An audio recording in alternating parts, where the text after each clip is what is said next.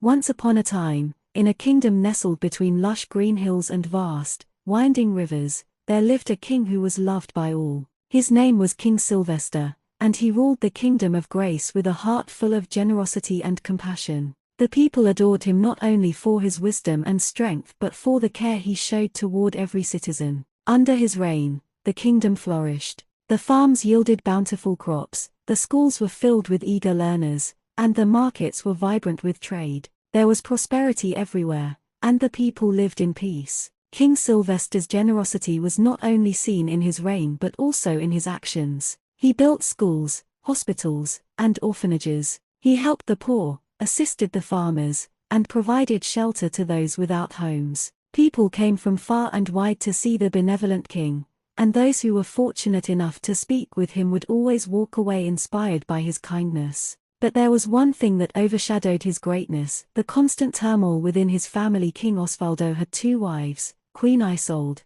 and Queen Emira. His marriage to Queen Isolde had been a love story full of tenderness, and they had two daughters, both beautiful and wise. Their names were Princess Leona and Princess Alea. Queen Isolde was calm, gentle, and wise, known for her serene presence and deep understanding of the kingdom's workings. On the other hand, Queen Emira, his second wife, was ambitious, driven by a hunger for power. She had borne the king a son, Prince Lindro, and a daughter, Princess Amara. While Queen Isolde and her daughters were beloved by the kingdom, Queen Emira and her children were more controversial. The king, though deeply affectionate toward his wives and children, often found himself caught in the middle of the growing tension between them. The rivalry between the two queens became the talk of the palace. Queen Emira, who believed that her son Lindro should be the one to inherit the throne, often manipulated the king into favoring her family over Queen Isolde's. Queen Isolde,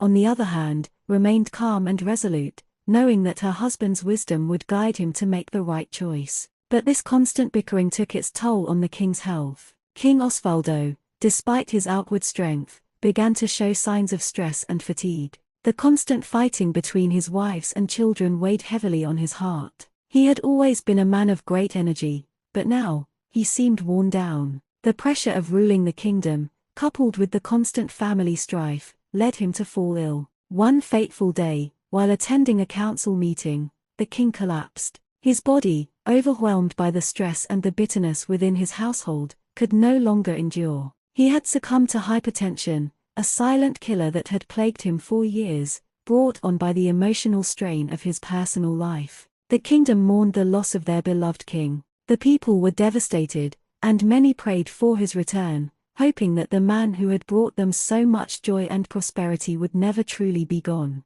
But now, the kingdom had to prepare for a new ruler after the king's death. The throne was passed to Prince Lindro, Queen Emira's son. He was crowned king despite his reluctance. Lindro had never wanted to be king. He was more of a peaceful soul than his mother had ever realized. However, he found himself swayed by her ambitions, and he reluctantly accepted the crown. As soon as Lindro ascended the throne, he began to change. Under the influence of his mother, he started mistreating Queen Isolde and her daughters. Queen Isolde, who had always been a calming presence, was now treated like a mere shadow of her former self. Her daughters, Princess Leona and Princess Alea, were also disrespected. The family who had once been the heart of the kingdom was now broken and oppressed within the palace walls. Unable to bear the mistreatment any longer, Queen Isolde decided to leave the palace with her daughters. She fled to the countryside, hoping to live out her days in peace, away from the cruelty of her stepson. While there, she discovered that she was pregnant with her late husband's child.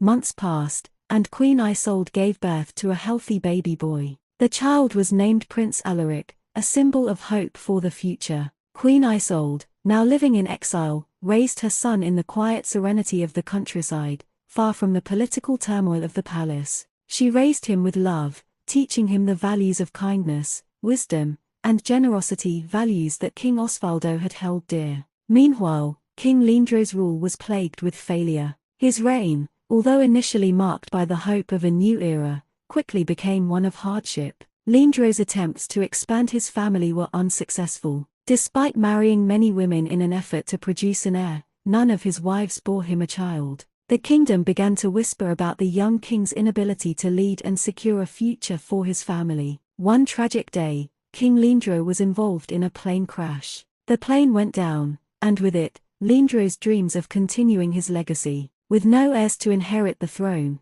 the kingdom found itself at a crossroads. As the kingdom faced the uncertainty of leadership, the people turned their gaze to Queen Isolde's son, Prince Alaric, who had now grown into a young man. Though he had been raised in exile, he was the rightful heir, as his father, King Osvaldo, had left behind a legacy of peace and prosperity. Alaric, now of age, was called back to the palace to take his place as king. When Prince Alaric arrived at the palace, he was met with a mixture of excitement and apprehension. The people were eager to see if he would continue his father's legacy of kindness and wisdom, or if the bitterness of the past would weigh him down. Alaric was determined to restore peace to the kingdom and bring healing to the family that had been torn apart. Alaric, a kind and just ruler, sought to punish his stepmother, Queen Emira, for the pain and suffering she had caused his mother and family. However, just as he was about to carry out his plan, he was stopped by his own mother, Queen Isolde.